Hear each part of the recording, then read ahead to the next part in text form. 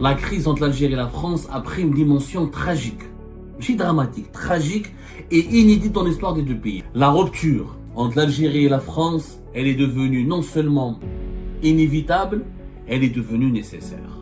Il faut que les relations diplomatiques entre les deux pays soient rompues. Il faut que les deux pays ne se parlent plus, se séparent pendant une période bien précise. L'Algérie d'aujourd'hui, telle qu'elle est dirigée, telle qu'elle fonctionne, n'est pas du tout capable ni de se fondre dans un processus de réconciliation ou d'apaisement avec ses partenaires les plus importants, notamment la France. L'Algérie et la France, l'heure du divorce est venue. Au lieu d'avoir des relations toxiques, il vaut mieux se séparer. Eh bien, l'Algérie et la France ont des relations aujourd'hui toxiques. Depuis l'emprisonnement de Bachar el-Assad et la chute du régime de Bouteflika, les services de renseignement ont été clochardisés. Mais c'est le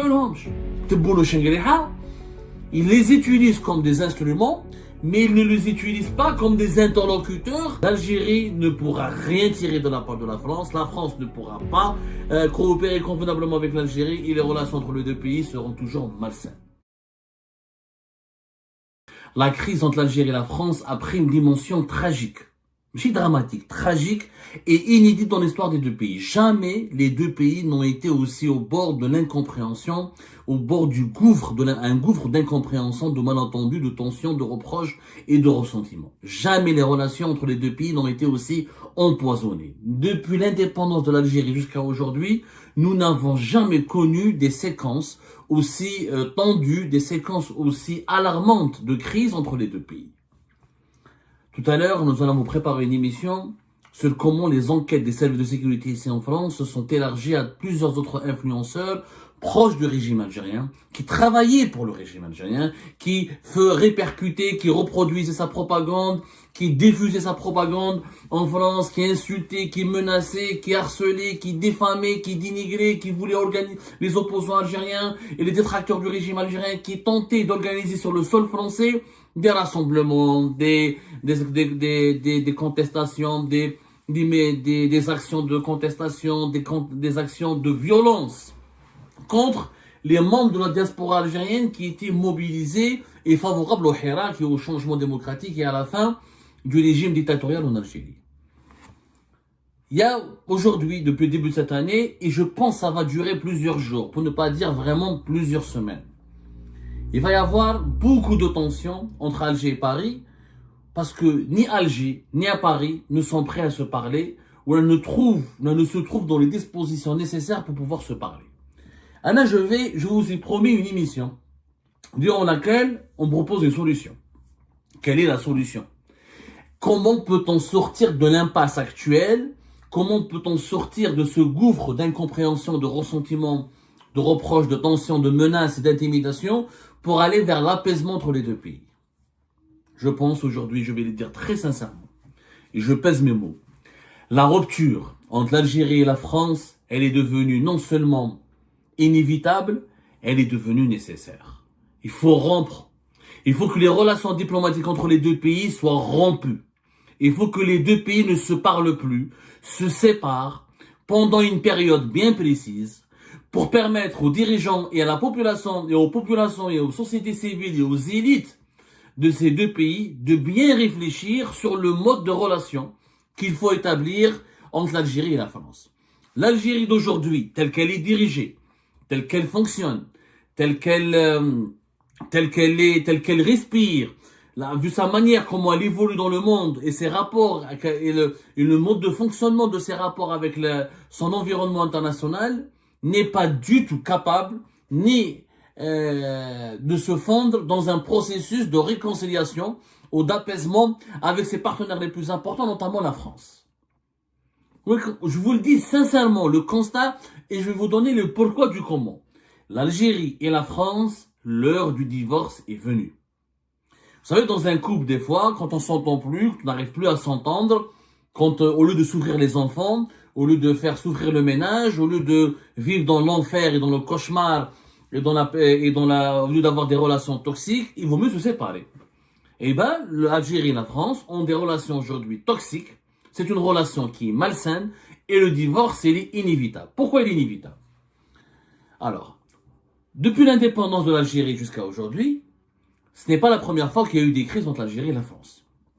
Je ne vais pas énumérer le nombre de crises, parce que chaque crise qui a éclaté entre l'Algérie et la France mériterait une émission à part, que ce soit sur les questions d'immigration, que ce soit sur la question des années 90, le terrorisme et l'Algérie, comment elle était ébranlée par la guerre civile, que ce soit sur la question des rapports économiques, des échanges économiques et des financements de certains investissements, que ce soit sur les relations internationales qui concernent la question du Maroc, du Sahara occidental, la question palestinienne, ou l'Union pour la Méditerranée, ou la gestion de la Méditerranée, etc.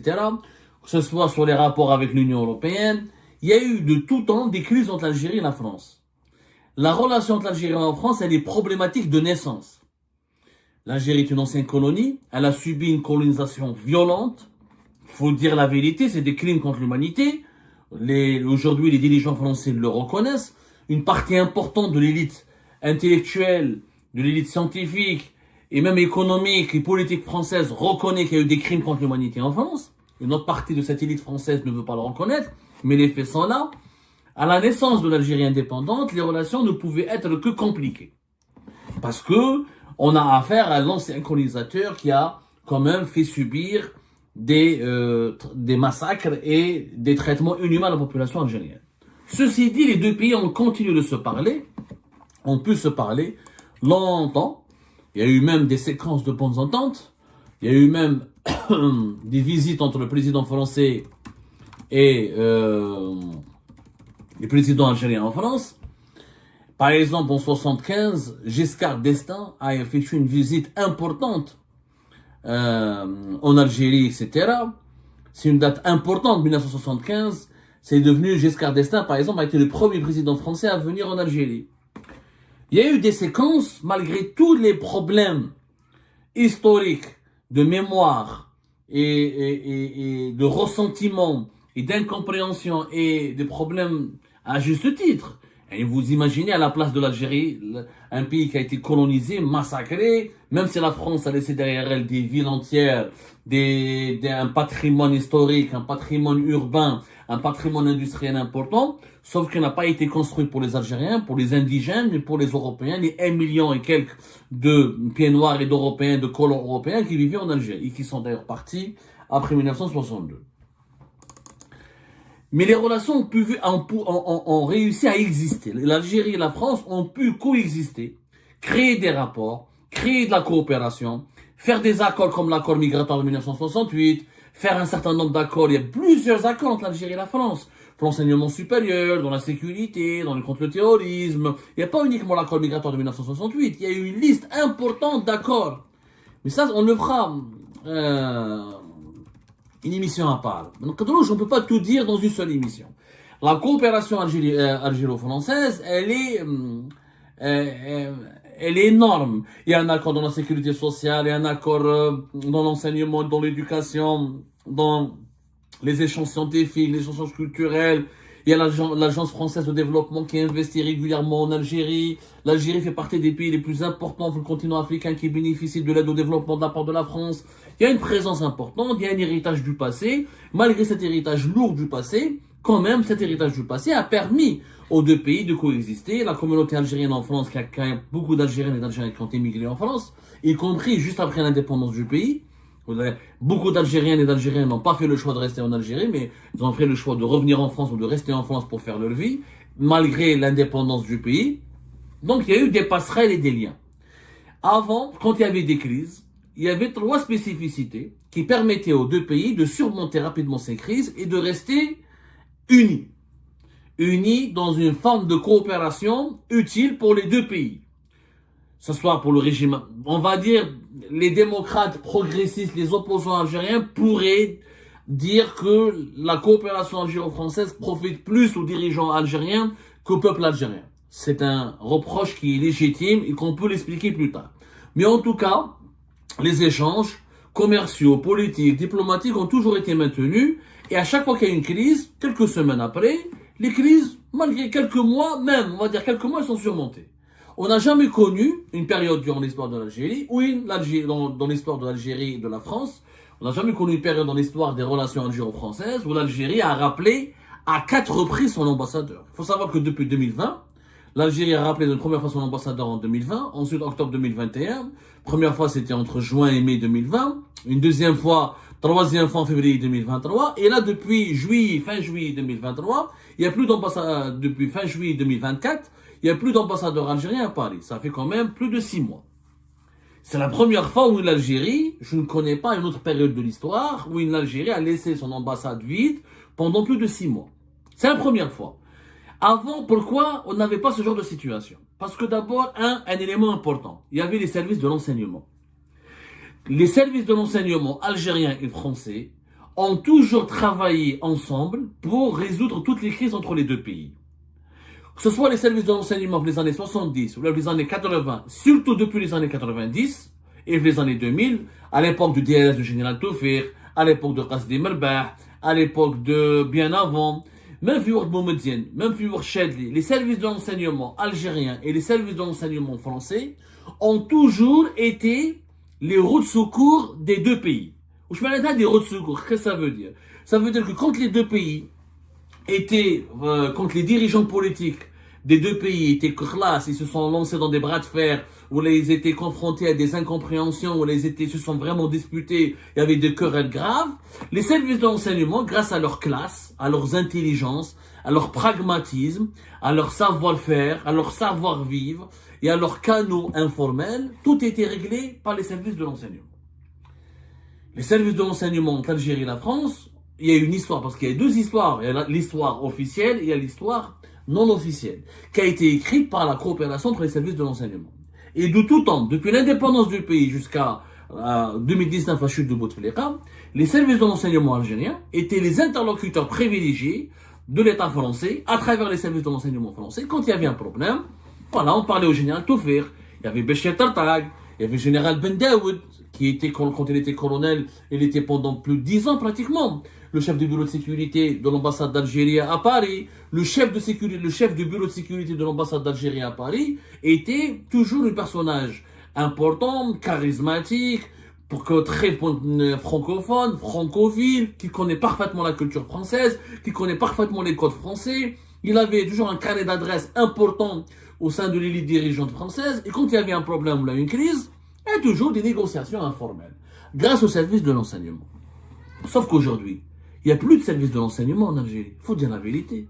Les services en Algérie, ils sont dans une crise de régression depuis 2019. On n'a pas de coordinateur depuis 2019. On n'a pas l'équivalent du général Toufir aujourd'hui. On n'a pas l'équivalent du général Ben Daoud. On n'a pas l'équivalent du général Attavi, le fameux général-major Attavi, qui était le patron de l'enseignement, du renseignement extérieur pendant un certain nombre d'années durant les années 2000. C'est le général-major Rachid Lalali. On n'a pas eu l'équivalent du général, on a pas mal de généraux qui ont existé, je ne vais pas citer tout leur nom, sinon je vais m'attarder, je vais rester des heures et des heures. Les généraux qui ont fait la gloire, qui étaient emblématiques, qui ont connu, sauf les années 90, les années 80, qui ont fait la gloire et le prestige et l'influence des services de l'enseignement à travers le monde, ou ils sont tous morts, ou ils sont à la retraite comme le général Toufir. Il y a aujourd'hui une nouvelle génération qui est là. Cette nouvelle génération, elle a plein de qualités. Elle est ambitieuse. Que ce soit la DDSE, le renseignement extérieur, ou la DGSE, le renseignement intérieur. Mais, il n'y a pas de coordinateur. Il n'y a pas de cohésion. Les services algériens, les services secrets algériens en tant qu'institution, qui pèse sur la vie politique, qui est l'un des 3 poumons du pouvoir algérien. Quand on compare le pouvoir algérien, c'est un pouvoir qui a tricéphale, qui a 3 têtes. 3 têtes. L'état-major de l'armée, la présidence de la République et les services secrets. Quand ces 3 têtes fonctionnent de façon intelligente et harmonieuse, l'Algérie est toujours stable et elle se développe. Quand il y a une crise, quand l'une de ces 3 têtes, elle est rejetée, mise à l'écart, minorée, ou elle n'exerce pas son influence comme il se doit, ou elle est mal dirigée, ou elle est mal gouvernée, le pays est en crise et se développe pas. C'est le cas aujourd'hui. Les services de l'enseignement sont absents. Les services de l'enseignement sont absents de la vie politique. On a très mal géré le départ du général Toufir en 2015 et la restructuration du DLS. Ça marchait bien jusqu'à 2019 avec Béchir Tartag, qui était coordinateur d'une direction des services de sécurité, d'une certaine coordination des services de sécurité. Depuis l'emprisonnement de Béchir Tartag et la chute du régime de Bouteflika, les services de l'enseignement ont été clochardisés. Mais c'est le range. Tebouno Shengriha, Ils les utilisent comme des instruments, mais ils ne les utilisent pas comme des interlocuteurs légitimes qui ont le même pouvoir qu'eux, qui ont les mêmes rangs et qui ont le même niveau d'influence sur la vie décisionnelle du pays, sur le fonctionnement du pays. Quelqu'un a un vrai patron des services. Lequel les services secrets étaient écoutés, réhabilités, s'ils avaient leur mot à dire, si leurs rapports, leurs préconisations, leurs recommandations étaient suivies et prises en considération, je peux vous assurer qu'on n'aurait pas pu connaître une crise avec la France, ni une crise avec les Émirats, etc. Parce que les services de renseignement ont toujours eu ce rôle informel dans les coulisses, derrière les rideaux, à trouver les solutions que les politiques et les diplomates ne peuvent pas trouver.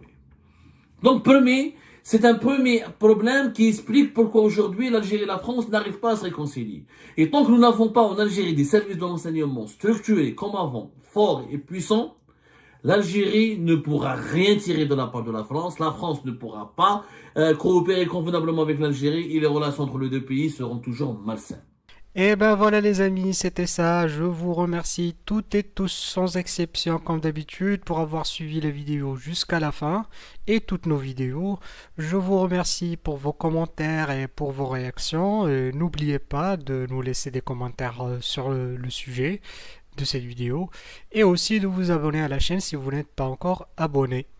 Donc voilà, je vous remercie encore pour votre soutien à la chaîne, pour vos abonnements et pour toutes vos réactions et pour vos commentaires très diversifiés. Et j'espère pouvoir toujours être à la hauteur de vos expectations. Donc voilà, merci encore une fois et à la prochaine dans une nouvelle vidéo. Au revoir.